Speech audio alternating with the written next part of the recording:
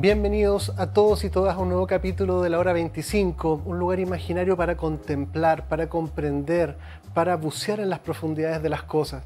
Y en este particular capítulo vamos a ejercer un derecho mínimo de una reflexión libre sobre temáticas que societalmente han estado ausentes del debate, cómo nosotros consideramos que debieran tratarse, y en un ejercicio de libertad plena, poder referirnos libremente a lo que pensamos, observamos, lo que creemos, lo que dudamos con respecto a la temática de la vacunación, del COVID y todo el armatoste que sostiene todo esto.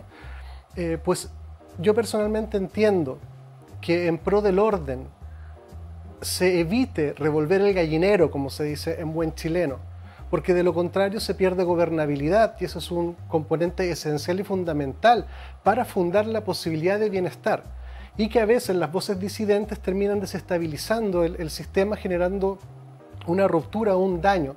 Yo lo entiendo. Sin embargo, eso no puede ser entendible ni entendido por nadie como la ausencia de libre reflexión para poder ser parte activa con respecto a cómo estamos viviendo y cómo queremos vivir.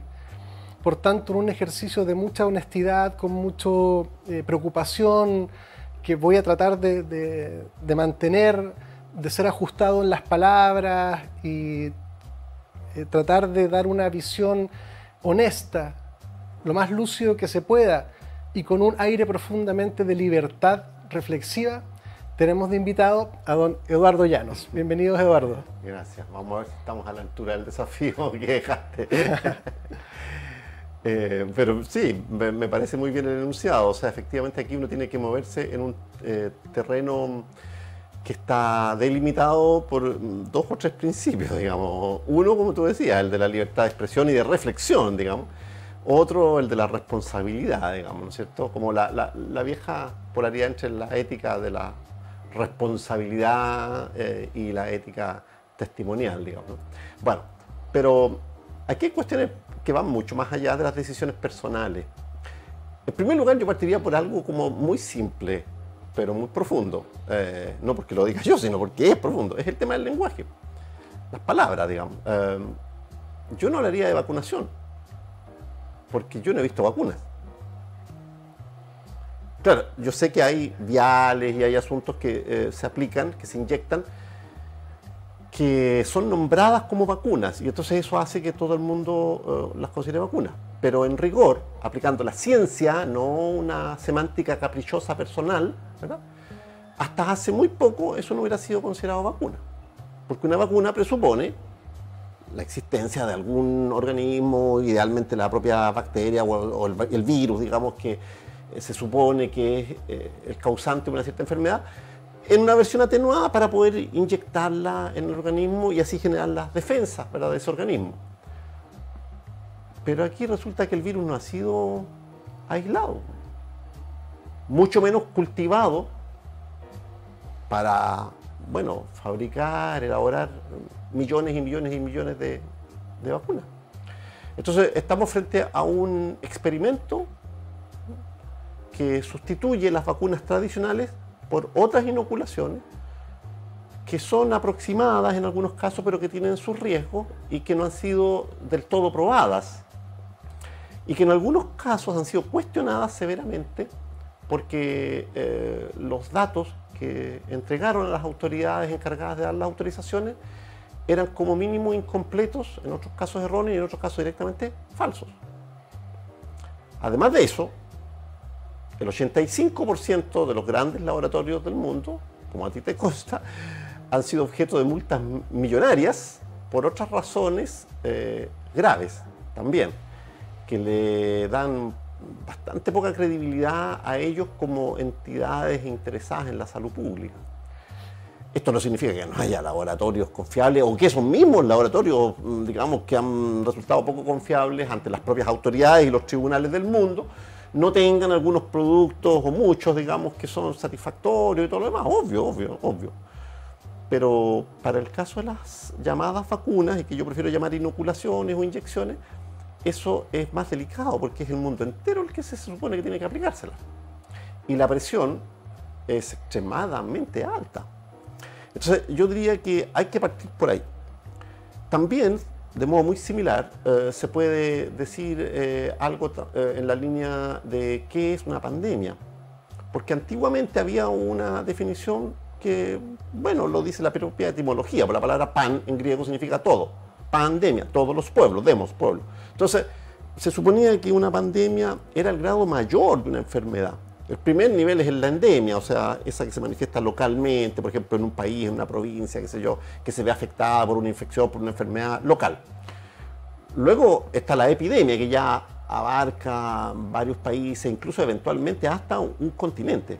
Pero aunque abarca un continente, no es o no era una pandemia, era una epidemia. Pandemia suponía un contagio universal en todas partes. Y eso es, claramente es un peligro. Aquí no había indicios de eso, digamos indicios severos, considerables, y además sí hubo indicios de infectación deliberada. Hay varios indicios en esa línea. Entonces, el asunto es bien delicado, porque cuando se trata de una pandemia, las leyes también son correspondientemente transnacionales, porque también hay 3 niveles de leyes, ¿verdad? Están las leyes estatales de cada estado, incluso en algunos países leyes estaduales, que cada estado, si es un estado federal, por ejemplo Argentina, qué sé yo, Estados Unidos, Canadá, el propio Brasil, etc. Ya pueden tener algunas ordenanzas o reglamentos estaduales, pero luego está lo que el Estado ha fijado como ley, ¿verdad?, para todo el país. Pero hay también acuerdos regionales. Por ejemplo, nosotros tenemos la OEA o qué sé yo, ¿verdad? En fin. Organizaciones del Cono Sur, en fin, que se pueden dar a sí mismos algunas regulaciones que tienen un valor como jurídico internacional, pero no mundial. Eso le corresponde ya al último nivel, que serían las Naciones Unidas, por ejemplo, ¿verdad? La OMS, qué sé yo, todas las organizaciones que son transnacionales y que tienen, digamos, una vocación supuestamente planetaria, tienen un horizonte planetario. Entonces, claro, si tú logras generar las bases para considerar algo como una pandemia, entonces los estados deben regirse por lo que diga la OMS, sobre todo si han firmado antes un acuerdo en esa línea. Y esos acuerdos los firmaron alegremente nuestros gobiernos de todos nuestros países, ¿verdad?, sin consultarnos, por supuesto, porque nosotros suponemos que ellos están, digamos, alerta respecto de los peligros. Estos peligros existen, han existido siempre. Por algo existió el nazismo. Pero aquí estamos frente a una especie de neonazismo mucho más astuto, 10.000 veces más astuto, que no invade territorios, sino que los interviene, los captura por vía digital, por vía legal. Esto es bien delicado. Esto es bien delicado. Entonces, por esa razón, yo creo que es bien natural que haya resquemores, como mínimo. Es bien natural. Luego hay otros problemas. El principal, diría yo, es que nosotros podríamos aplicar aquí un principio elemental del realismo criminológico y digamos, de sentido común. ¿Cuál es el mejor predictor de la conducta humana? ¿Cómo predecimos nosotros de manera más o menos razonable la acción futura de alguien o de un organismo, qué sé yo? Básicamente en función del pasado, pues el historial es el que nos dice cómo va a actuar. Las ciencias sociales, las ciencias, digamos, humanas, nos muestran eso. Para eso estudiamos historia, ¿verdad? Se ha dicho más de una vez, Santayana lo dijo por primera vez, los pueblos que ignoran su historia están condenados a repetirla. Bueno, las personas que ignoran lo que está pasando en el planeta o lo que ha venido pasando en el planeta están condenados a ser engañadas. Y en este caso hay demasiados indicios de corrupción en todos esos ámbitos asociados a la toma de decisiones de esa naturaleza, ¿no?, en materia de salud y otras cosas por el estilo. Entonces, eso de modo preliminar ya nos pone en alerta. Aparte de eso, hay varias otras cosas que decir, sin duda. Muchas gracias por el primer mapeo, porque es bastante pertinente a lo menos presentar algunos componentes centrales de lo que queremos desarrollar como una reflexión discursiva que va a ir trayéndolos a colación y sacándolos. Gran parte de las temáticas en las cuales, o si yo le pudiera poner algún título de canción, debieran rondar sobre la libertad, sobre la democracia, sobre la soberanía, sobre la posibilidad de autogobernarse, tanto en lo individual como en distintos grados de colectividad, comunidad, porque de lo que estamos hablando es decir, es indagar sobre algunas preguntas como ¿qué debiera pasar o qué debiera generarse para que los supraorganismos, en sus legítimas coherencias con los tratados que tú señalabas o con las condicionantes que ellos ponen, lleguen al poder con el consiguiente riesgo de que el que llega al poder usualmente e históricamente y evidentemente después no lo quiere soltar? Entonces eso es lo que estamos tratando de mirar, eso que además se ha dado en un sinfín de veces en la historia, de lo micro a lo macro. Claro. Bueno, yo agregaría a los valores que tú asociabas con estas posibles canciones, al menos dos conceptos que me parecen también muy centrales, que están aquí presentes, están en juego, digamos. La dignidad, por un lado, y la verdad. Eso, la verdad te iba a decir. Sí. La verdad, de todas maneras, ¿por qué? Porque tanto en ciencia como en la convivencia cotidiana, digamos, sin verdad no hay justicia. Sin verdad no hay convivencia, no hay credibilidad. O sea, si nosotros estamos conversando de lo que fuere, y yo no te digo la verdad, y tú presientes que yo no te estoy diciendo la verdad, que yo te estoy engañando, la comunicación se degrada al último nivel. Desde luego, no hay ningún interés en prolongarla, ni en mantenerla viva en el futuro, digamos. Lo más probable es que nos rehuyamos mutuamente, porque los dos nos vamos a considerar un par de mentirosos que están tratando de engañarse el uno al otro. Entonces, ¿qué gano yo en esa conversación? ¿Qué ganas tú con una conversación con un mentiroso que te está tratando de engañar? Cero posibilidad. Cuando eso ocurre, entonces el divorcio comunicacional que ocurre es un verdadero cáncer que va aislando a las personas. Y en este caso, lamentablemente, las autoridades han estado en algunos casos fallando gravemente respecto de la transparencia. La transparencia no es necesariamente mentira, pero genera la sospecha de que lo que se está diciendo es algo probablemente falso. Aprovechando que estás aquí, quería preguntarte ¿qué es la verdad? Así de filosófico. Porque a pesar de que uno usa mucho este concepto, creo que no es tan distinguible la verdad, sobre todo cuando estamos hablando de la posverdad, de la verdad, de lo fáctico, de lo plausible, de lo creíble, de la ficción. ¿Qué es lo propiamente verdadero? Bueno, digamos, a ver, aquí porque esta es una reflexión filosófica, o sea, hay palabras como esas que están cargadas de bibliografía, digamos. Pero hay una definición clásica, digamos, que es la adecuación, la coincidencia entre la cosa y el pensamiento asociado a esa cosa, digamos. Ahora, cosa no tiene por qué ser un objeto material, ¿verdad? Un ente, pues. No, claro, por ejemplo, pero no, y puede ser un dato, una realidad. Por ejemplo, estamos hablando de lo que fuere, si está lloviendo o no está lloviendo, ¿verdad? ¿Es verdad o es falso que está lloviendo? Bueno, nosotros pensamos algo, decimos algo al respecto y luego verificamos, ¿verdad? Entonces, la verdad aquí sería el resultado positivo de una verificación, digamos, o sea, yendo desde el discurso, ¿verdad? O desde el pensamiento expresado a los hechos.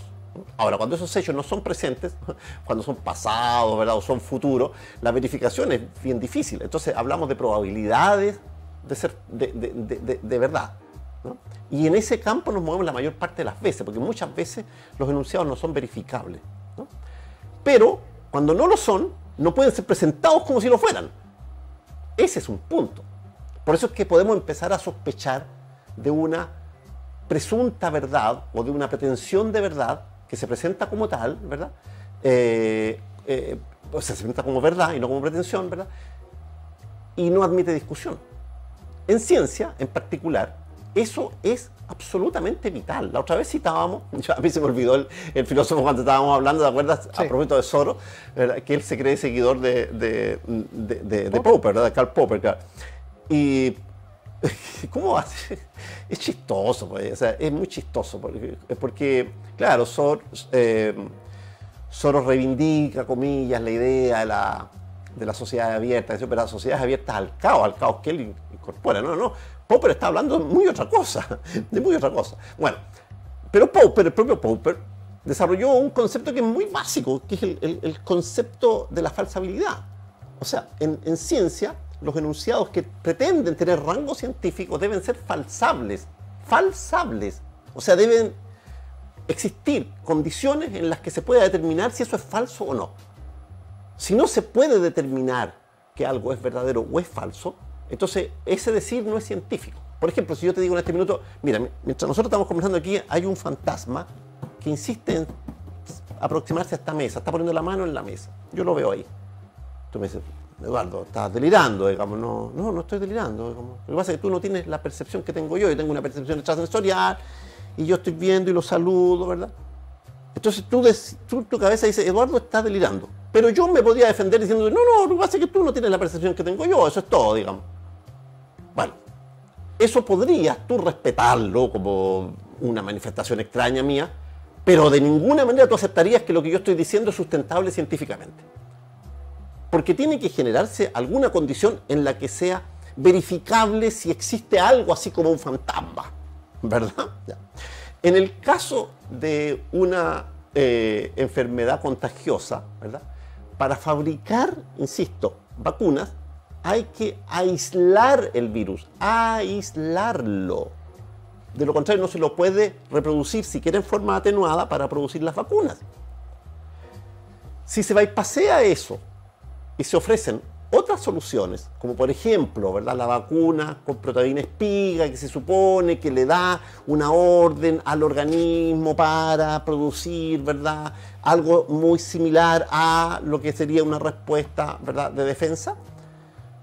Bueno, entonces deberíamos darle el nombre correcto a eso. Es una experimentación génica de nivel planetario. Pero ocurre que eso está prohibido por los códigos sanitarios mundiales, que han sido establecidos con mucho trabajo, con mucho debate. Está muy claro que no se puede hacer experimentos, ni menos de manera no consentida, ni menos bajo engaño, con ningún ser humano, mucho menos con la población completa, mucho menos si eso arriesga cambiar la genética de la humanidad. A este punto uno diría, ¿quién mejor que la OMS para resguardar esos principios éticos que están ahí para resguardarnos, que pone un límite a lo que podemos hacer? Porque por lo pronto, si aquí no hay límite y cualquiera puede hacer cualquier cosa, aquí no hay un fundamento para el convivir, a menos que sea bajo amenaza, engaño, coacción o todo lo fraudulento que puede ser. Sería la única posibilidad de sostener un orden que no tiene principios, no tiene finales. Claro, podría ser la OMS o un rey planetario, ¿verdad? A mí me da lo mismo la figura. Lo que me importa, en primerísimo lugar, es que se comporte de manera acorde a la responsabilidad del rango. Porque si la OMS, y en particular su presidente, que no es médico, y que tiene un prontuario en Etiopía, decide algo y luego se contradice, cosa que ha ocurrido varias veces, como mínimo debería operar con mayor humildad. Y cada vez que hace recomendaciones debería dejar muy claro que son recomendaciones. Pero por sobre todo debería mostrar los fundamentos de esas decisiones.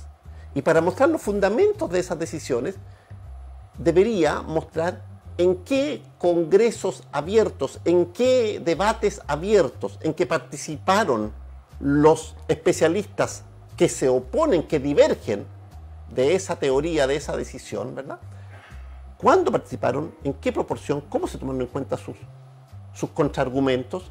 ¿Y qué se hizo, aparte de funarlos? Aparte de desmentirlos a través de unas páginas que se supone que son verificadoras de datos y que están financiadas por los que financian también a la OMS, los mismos señores. Entonces, la presunta autoridad del que ocupa la cúspide de la pirámide, en este caso la OMS, está más que erosionada por su propio comportamiento. Entonces, a mí me da lo mismo que sea un etíope, un peruano, un boliviano, un chileno, un tipo de Burundi, el que está presidiendo la OMS. Lo que me importa es que los mecanismos a través de los cuales se llega a acuerdos sean transparentes y dejen clara constancia de todos los contraargumentos que se ventilaron en las instancias de debate previo. Ahora bien, si esos debates están amañados, porque a los principales virólogos del mundo no se les cursa ninguna invitación, o se los invita a una reunión anodina, secundaria, y se lo excluye de las importantes, con el típico mecanismo asambleístico, ¿verdad?, partidista, partisano, en este caso los contubernios, ¿verdad?, etcétera. Bueno, entonces ya no hay nada que defender, no se puede seguir invocando la autoridad. Y lamentablemente eso ha sido lo que ha estado ocurriendo. Lo que ha estado ocurriendo es que las voces disidentes no han podido expresarse y han sido funadas por la vía digital. Y cuando se ha demostrado que tenían razón, nunca ha habido un esfuerzo, ni siquiera la 20ª parte de relevante, en materia de retractarse.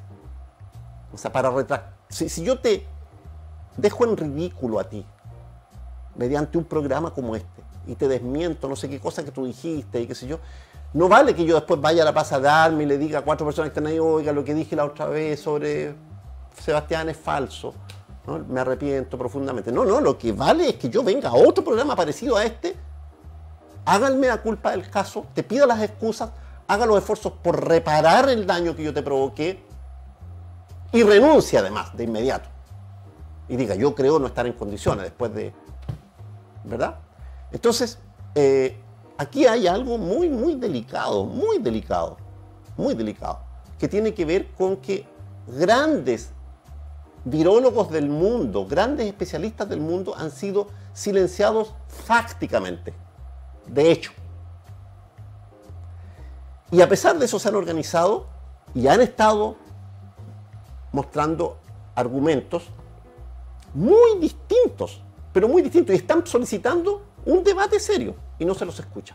Entonces, mientras no se los escuche, ¿verdad?, yo creo que hay razones suficientes para poner en remojo lo que diga ese organismo y los otros que dependen de él.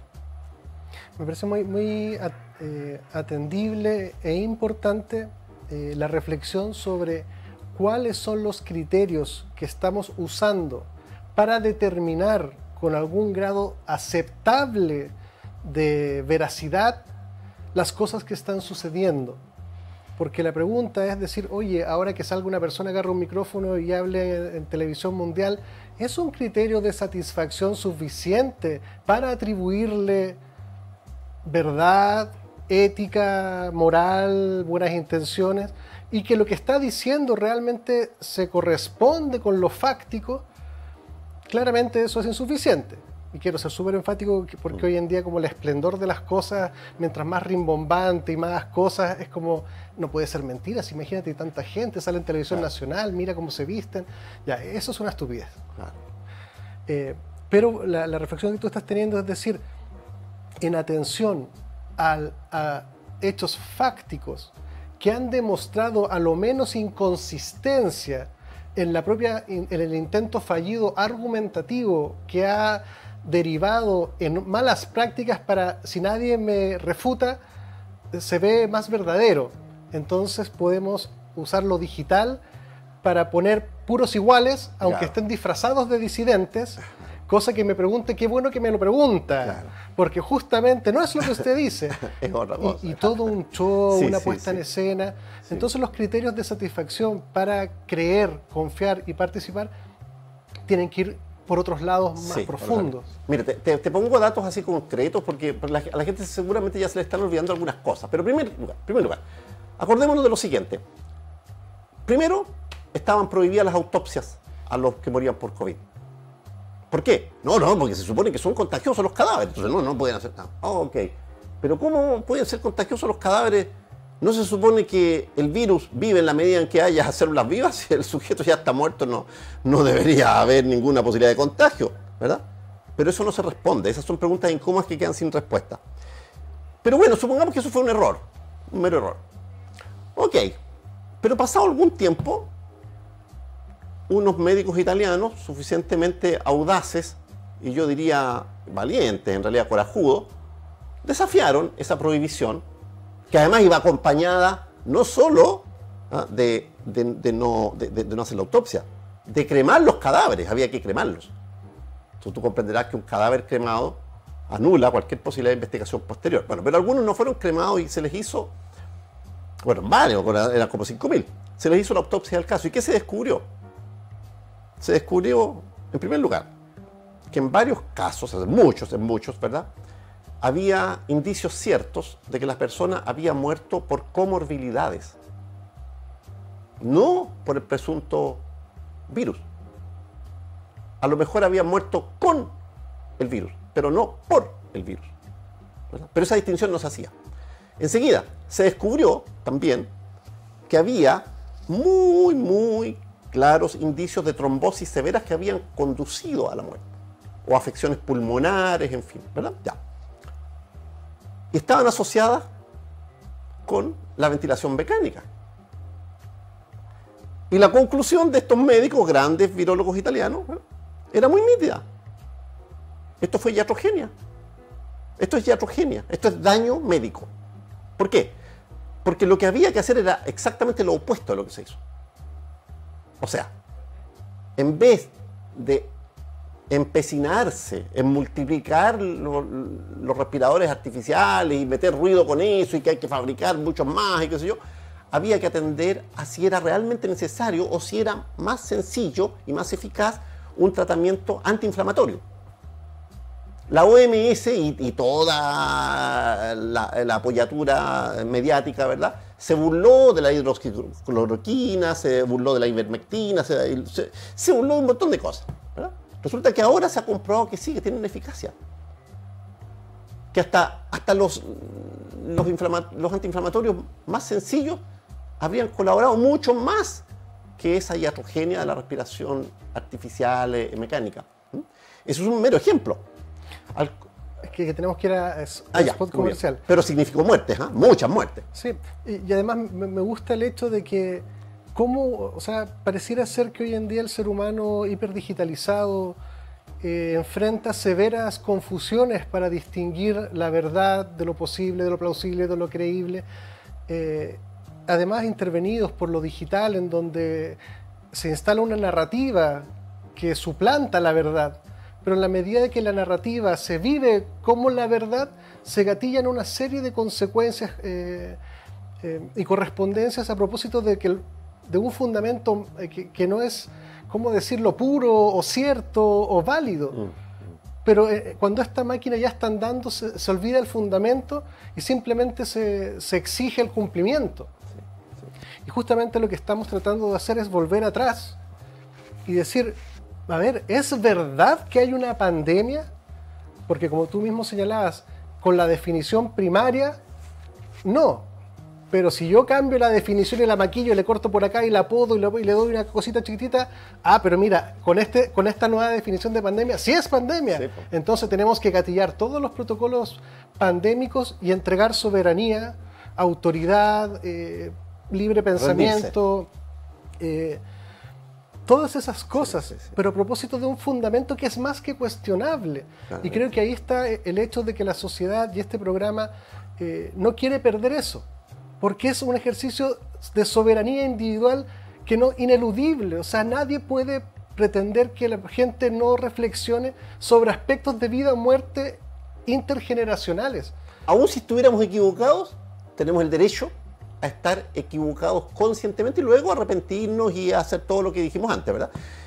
Pero no se puede, como tú decías, entregar la soberanía así como así, confiando en autoridades que además se esfuerzan por mostrar que no son confiables. Se esfuerzan bastante, te voy a decir. Bueno, tenemos que ir a un breve spot comercial. Quédese con nosotros. Este es un espacio de libre reflexión, responsable y ética desde el fundamento más libertario de un ser humano que se pronuncia sobre su vida. Y eso no se puede restringir ni acallar y no se puede transar. Quédese con nosotros. En Clínica Gastrosalud contamos con equipos médicos de excelencia y tecnología de punta para garantizar salud y bienestar a un excelente costo. Contamos con servicios médicos integrales especializados en tratamientos gástricos y programas completos para la obesidad. Realiza tus reservas de hora en la página www.gastrosalud.cl. En Clínica Apoquindo contamos con una infraestructura de primer nivel para ofrecer servicios de instalación de balón gástrico, pellet antialcohol, cirugías plásticas reconstructivas, cirugías estéticas, kinesiologías, psicología, psiquiatría, nutricionista. Visítanos en www.clinicapoquindospa.cl. Clínica Medical Home, líder a nivel nacional en hospitalización domiciliaria y servicios ambulatorios para pacientes agudos, subagudos y crónicos. Clínica Medical Home entrega a su disposición experiencia y trayectoria en salud a través de servicios especialmente pensados en las necesidades de cada persona, adaptando el concepto de comodidad a sus instalaciones y residencia mediante altos estándares de calidad. Visítanos en www.cmhchile.cl. Clínica Medical Home. En Logan Abogados contamos con profesionales altamente comprometidos con los intereses de nuestros clientes. Nuestro staff está capacitado para entregar mucho más que una asesoría integral y especializada, pues buscamos proporcionar la tranquilidad que sus intereses merecen y necesitan. Visítanos en www.logan-abogados.cl. En Clínica Nueva Costanera trabajamos día a día por tu salud y la de los tuyos. Contamos con una amplia trayectoria entregando salud y bienestar con servicios médicos integrales, gastroenterología, endoscopía, pellet antialcohol, programa de balón intragástrico, bioimpedenciometría, entre otras prestaciones. Visita nuestra página www.clinicasnuevacostanera.cl e infórmate de todas nuestras prestaciones.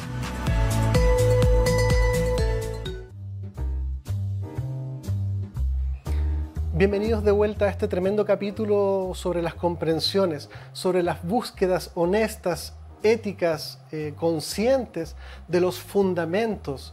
Buscar los fundamentos es indagar sobre el por qué. ¿Por qué suceden las cosas? ¿Por qué nos sucede esto? ¿Por qué estamos con mascarilla? ¿Por qué estamos con todo lo que nos está pasando? Porque si esa búsqueda del por qué nos lleva a una verdad, todo se fluye.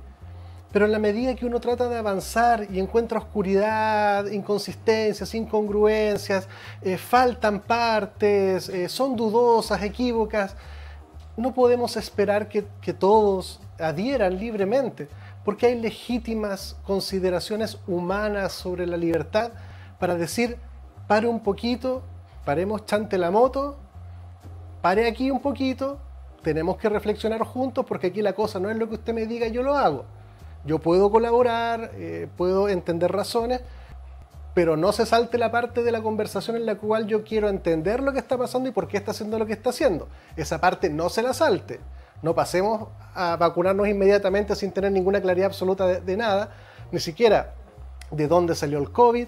Esa pregunta ya se olvidó, se desechó, y me parece más que fundamental recuperarla de dónde salió esta cosa que apareció de la nada.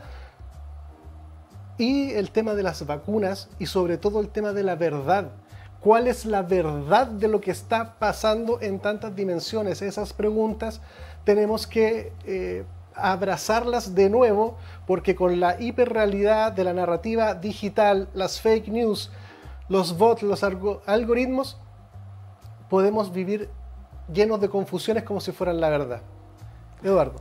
Oye, a propósito de la verdad, quiero recordar nomás algo que ya lo decíamos la otra vez, pero que es una frase tan categórica y tan sencilla y tan orientadora. La frase de Cristo: la verdad os hará libres. Entonces, mientras tanto, y nadie está pidiendo, fíjate tú que nadie está pidiendo que hallemos la verdad. El asunto es disponerse a buscarla. Disponerse a buscarla y en ese caso, convenir en algo. O sea, convenir en que si tú estás buscando por un lado y yo por otro y estamos llegando a verdades opuestas, vamos a alegrarnos y vamos a aceptarnos los hallazgos válidos que cada uno haga. O sea, si tú encuentras un pedacito de la verdad y yo otro, vamos finalmente a beneficiarnos mutuamente al comunicarnos nuestros hallazgos. No tenemos por qué funarnos, no tenemos por qué dispararnos, ¿verdad?, balazos por estar en veredas opuestas, etcétera. Y luego hay otra cosa también. La verdad también incluye lo que decíamos antes, mirar el pasado. Yo quisiera, si tiene tiempo ahí en la pantalla, para ver a una señora que es muy importante, una periodista austríaca, que se llama Jane Burgermeister. La vamos a ver aparecer en pantalla. A mí me parece una señora de una valentía y de una claridad meridiana. Deberíamos hacerle un monumento. Por lo menos deberíamos averiguar por qué desapareció, dónde está, cómo murió, si es que ha muerto, ¿verdad? Ella, Jane Burgermeister, debería ser Bürger, porque parece que en austríaco, en alemán está con... ahí está ella. Tiene umlaut, tiene cremillas el apellido, Burgermeister. Bueno, ella hizo un hallazgo increíble. Ella descubrió que había una pandemia preparada para el 2009. La denunció, acusó a la OMS, a gobiernos cómplices y, en fin, a toda una estructura de ocultamiento, ¿verdad? Y esa señora que hizo conferencias, estaban hasta hace poco en YouTube, por supuesto las borraron, ¿verdad? Hay una de ellas que está solamente... Hay una chilena que es psicóloga también, creo. Yo no sé cómo se llama, el nombre supongo de que de fantasía es Andrea Alerta, que ha traducido algunos de estos programas. Yo no la conozco a ella personalmente. Pero en fin, hay varios documentos en que ella muestra esta realidad. Y la falsedad de la fiebre porcina, de la fiebre aviar, de la otra, ¿te acuerdas? En fin, había varias otras. Incluso hasta el SIDA puede ser sospechoso de ser una pandemia también creada. Bueno, ese es un ejemplo. Yo aconsejo a las personas que vayan a mirar aquello. También que vayan a mirar el simulacro del evento 201, que se hizo el 18 de octubre del 2019. A 2 meses de que se declarara el gran escándalo y la gran inquietud por el COVID-19, por este coronavirus. Es en un 95% idéntico a lo que pasó después. Era un simulacro de preparación, claramente. Claramente.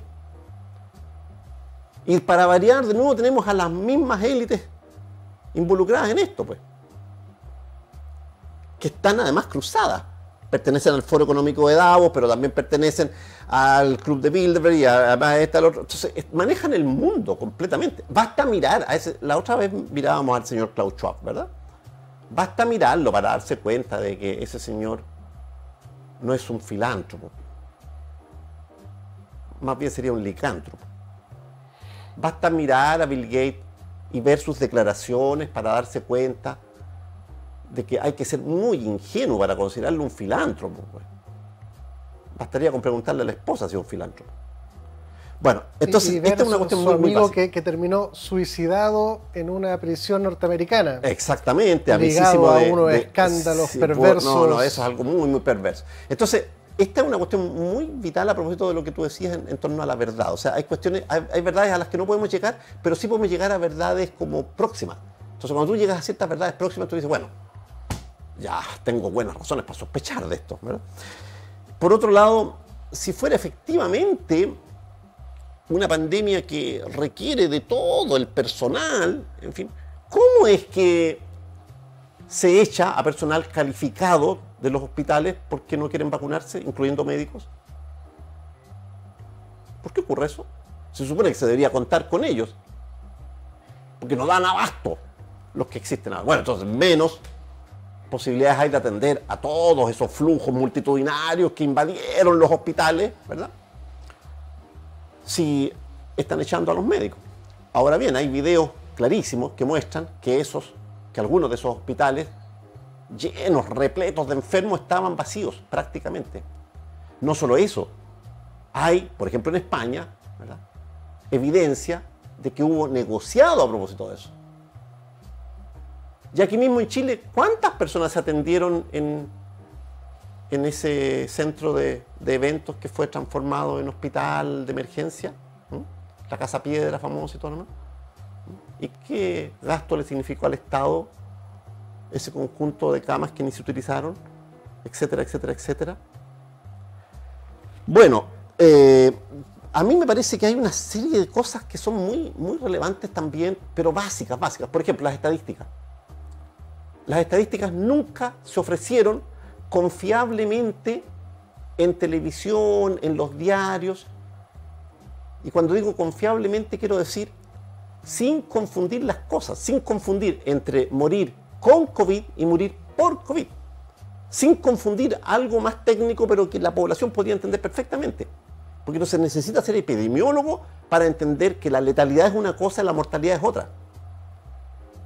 Y claro, si tú no le informas de eso a los periodistas o les deslizas una falsedad, el periodista informa falsamente, incluso sin quererlo. Te presenta como mortalidad lo que es letalidad.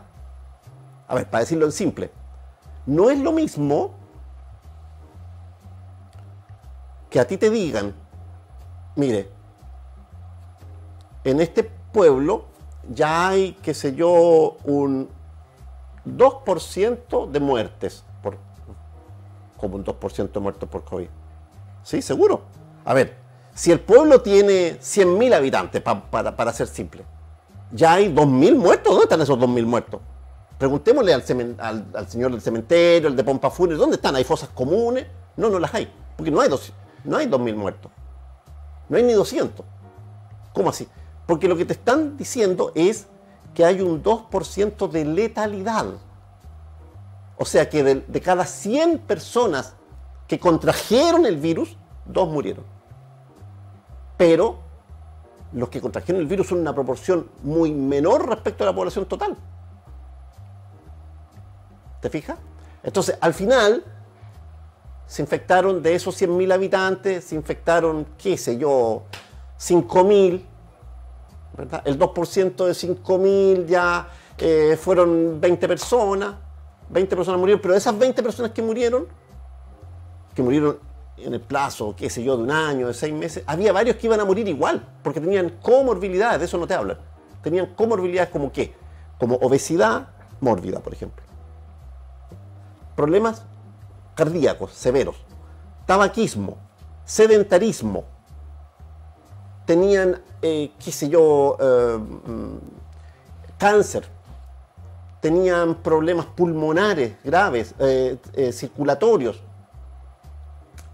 tenían, en fin, N enfermedades que están asociadas. Entonces, diabetes, por ejemplo. Entonces iban a morir igual, o ese año o al año siguiente, porque ellos ya tenían una esperanza de vida muy disminuida por todas esas comorbilidades o enfermedades paralelas. Pero como no te informan de nada de eso, la gente se asusta y va a rogar porque las vacunen con una vacuna experimental. Y después no te cuentan que los niveles de muerte, de mortalidad, no ya solo de letalidad, de mortalidad real, subieron en el 2021. Pero ¿cómo iban a subir? Se supone que ahí se vacunó todo.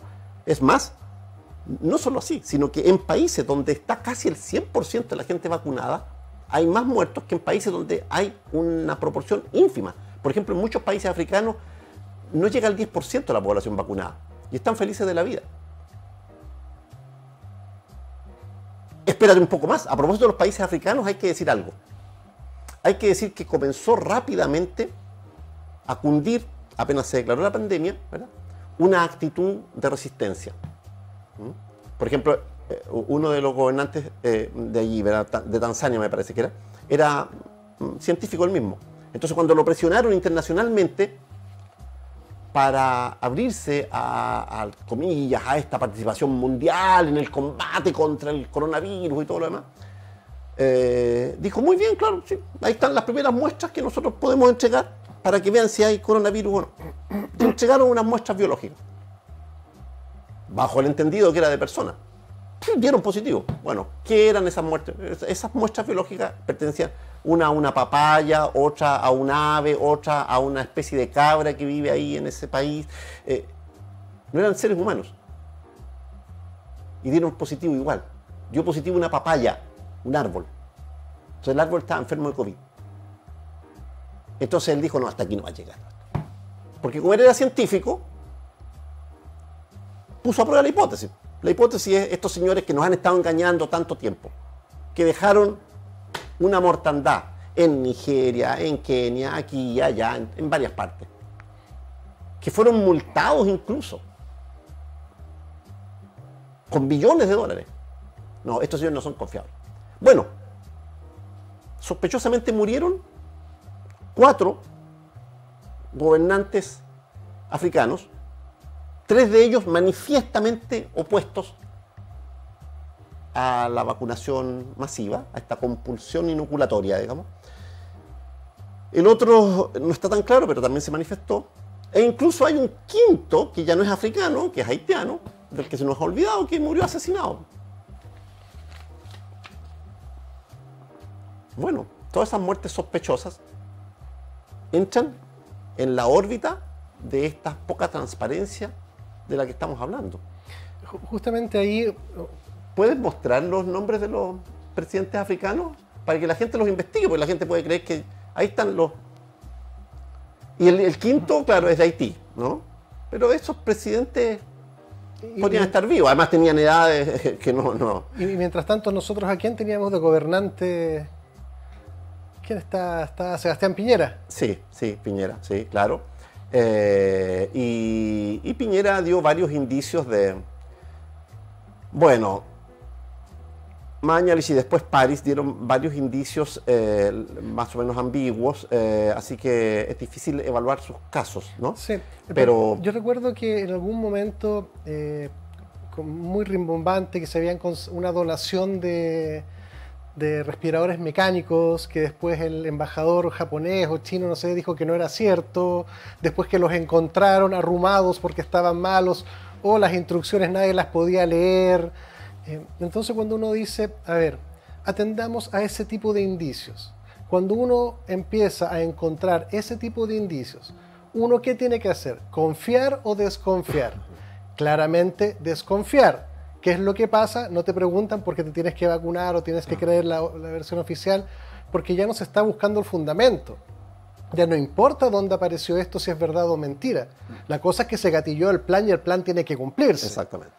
Y eso encierra un tremendo engaño que además deja fuera evidencias, pero que no aguantan ningún análisis. Si aquí había una cosa que entre que un ministro no sabía la realidad del país, que le habían donado, que después no donó, que eso era falso, que era verdadero, que después había una tremenda emergencia por ventiladores mecánicos y estaban arrumados, olvidados, de que no había espacio y estaba en la casa de piedra quién sabe qué, porque tampoco se sabía mucho, pero eran contratos millonarios. Entonces uno dice, a ver, usted me está pidiendo que yo desconozca todo eso, lúcidamente, porque no hay que ser muy brillante para darse cuenta.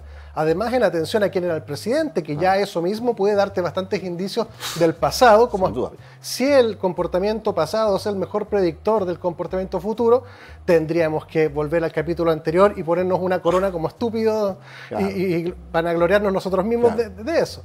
Evidentemente, habían suficientes indicios para lo menos dudar y abrir la conversación. A lo menos. Bueno, y hay otra cosa más, también. Esa iatrogenia, ese daño, digamos, en la intervención médica, se podría considerar, comillas, atribuible a la improvisación, a que se ve obligado el personal médico por una enfermedad que lo superaba. Ok, sí, pero en un caso así se piden las disculpas del caso y se enmienda la conducta, ¿verdad? Pero cuando notamos que era una prohibición lo que impedía hacer las autopsias, cuando notamos que sin ninguna necesidad se cremaron los cadáveres, impidiendo así hacer otras investigaciones, nuevas autopsias posteriores, ¿verdad? Cuando notamos que además de eso se estaba prohibiendo y sancionando a los médicos que aplicaban tratamientos alternativos eficaces, comprobadamente eficaces, un ecuatoriano, en fin, había varios. Entonces tú empiezas a pensar, este autoritarismo ya no es meramente iatrogenia, esto ya es diabólico, pues. Porque, ¿por qué sancionar a alguien que está recuperando pacientes? ¿Por qué quitarle el título a alguien que está recuperando pacientes? Si no es porque ciertas autoridades y ciertos comerciantes, empresarios de mega nivel, de miles y miles de millones de dólares, están presionando en la línea de lo que dijo el doctor Roberts, Richard Roberts, el británico que ganó el Nobel de Medicina el año 93, ¿verdad? Que no era ningún revolucionario, ni mucho menos, pero dijo con toda claridad: la Big Pharma se tomó la medicina y no está investigando aquellos remedios que son eficaces, porque si son baratos y eficaces no le interesan. Está investigando aquellos remedios, aquellos fármacos que son caros y que cronifican la enfermedad, porque eso permite que el cliente dure para siempre. Pero un remedio que te quita para siempre la enfermedad, para ellos no es ninguna ganancia. Bueno, eso lo dijo el doctor Richard Roberts apenas recibió el Nobel. Pero no solo él, también hay otras cosas que han aportado otros médicos que han hecho muchas. Mira, te nombro dos premios Nobel más. Harry Mulisch, el estadounidense que ganó el Nobel precisamente por haber desarrollado los PCR. Él dijo con todas sus letras que era un testeo muy básico, muy genérico, que no permitía diagnosticar con precisión si estaba presente este virus o el otro. Recordemos que los coronavirus son una familia muy grande. El SARS-CoV-2, el COVID-19 es uno de ellos. Pero hay resfríos comunes, hay una serie, hasta el retrovirus, todos esos virus previos que los pediatras conocen bien porque le dan a veces a los niños, ¿verdad?, ciertos fármacos para prevenir, o son la obsesión de todas las mamás prácticamente, el adenovirus, el retrovirus, todas esas cosas pueden dar positivo en un testeo de ese tipo. Bueno, supuestamente se desmintió eso, una página desmintió eso, no. ¿Y cuál fue el desmentido? El desmentido dijo: el video no existe. ¿Por qué? Lo buscamos y no lo encontramos. Ah, sí, yo te lo presto, pues, viejo. Ahí está, pues. Si ahí está el video, si Harry Mulisch dijo eso, pues. Convenientemente murió en noviembre del 19, poquito antes de declararse la pandemia. Otro premio Nobel, Luc Montagnier, el francés, dijo con todas sus letras que el virus este tenía toda la apariencia de ser artificialmente generado. Alcanzó a decirlo y ya muy viejito, fue funado pese a todo su prestigio y murió no hace tanto. Pero hay más, pues. El creador... Sí, es que se nos está acabando el tiempo. Ya. Entonces, asentado el punto, que yo creo que cualquier persona que nos escucha pudiera creer o no creer, pero lo que no puede dejar de hacer es dudar. Eso creo que no estaría disponible en atención a lo que se ha dicho y a lo que se ha fundamentado, y a lo menos investigar. Claro. Eso es lo responsable, sobre todo con los niños, ¿eh? Porque acuérdense que la propia OMS dijo que no era necesario vacunar a los niños. Y ahora resulta que la presión es compulsiva. Hay que vacunar a todos los niños. Qué curioso. Bueno, queda un minutito, quería regalártelo a ti para hacer un mira, cierre. No, te quería recordar nomás que la famosa solución, digamos, la neovacuna, esta inoculación que recurre a la proteína espiga, ¿verdad?, ha sido relativizada por su propio creador, Malone. O sea, ¿De qué estamos hablando? Estamos hablando de médicos serios que, bueno, que a lo mejor en algún minuto habrán sido presionados por estos capitales, pero su conciencia les ha obligado a decir, mire, no, un momento, esto no es seguro. Es desoído ese señor, el creador del producto. ¿Por qué hay que venderle al planeta entero esa vacuna? Y hay que vendérsela a los países más pobres con algunas cláusulas no conocidas, ocultas, incluyendo cesión de patrimonios territoriales. Bueno, creo que ahora están pidiendo los contratos, Claro. que es lo que se negoció. Claro, entonces las personas que firmen eso en nombre del país están incurriendo en traición, en crimen de lesa patria. Y va a llegar el minuto en que eso se va a ventilar. Porque nadie, con el pretexto de que le está salvando la vida supuestamente a las generaciones futuras del país, puede contraer compromisos de esa clase. Eso es entregar el país. Se nos acabó el tiempo. Sí. Muy agradecido, Eduardo, de la tremenda conversación. Creo que hay que dudar a lo menos, porque los indicios son muchos. Son reiterados y además que cuando uno dice ¿y quién está auspiciando esto? Y uno llega a las personas se da cuenta que tampoco hay asidero para entregarles ninguna confianza, más todo lo contrario. Partamos desde la luz y desconfianza que le llamo yo. Muchísimas gracias, Eduardo, muchísimas gracias a los que nos ven. Este es un acto profundamente simbólico de que no podemos dejar de reflexionar, porque todo lo que nosotros no reflexionamos, alguien nos lo vende, lo inventa y tiene los mecanismos para engañarnos. Siga pensando, siga reflexionando, siga dudando que este mundo también es de nosotros. Buenas noches a todos.